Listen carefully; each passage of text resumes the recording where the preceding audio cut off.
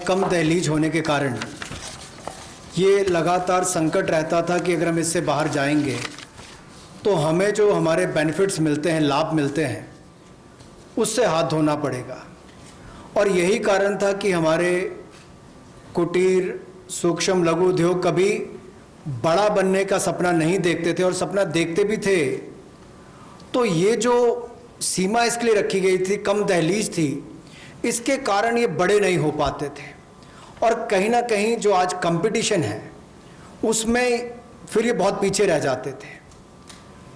वर्षों लंबित मांग है, वर्षों से मैं सुनता आ रहा हूँ, चौथी बार एमपी बन गया, कब से शुरू हो रही, आज तक वही मांग है।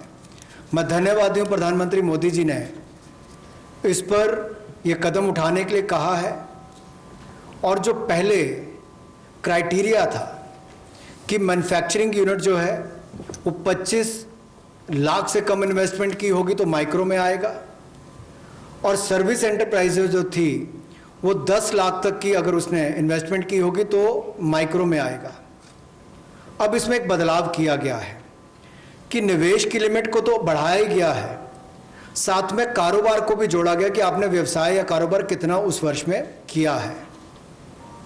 तो इसको इन्वेस्टमेंट को बढ़ाकर माइक्रो के लिए 25 लाख से बढ़ाकर 1 करोड़ तक की जो इन्वेस्टमेंट करेगा वो माइक्रो यूनिट कहलाएगा। और ये मैन्युफैक्चरिंग और सर्विसेज दोनों के लिए एक ही क्राइटेरिया रहेगा, तो सर्विस सेक्टर को भी माइक्रो में आने का लाभ मिला है।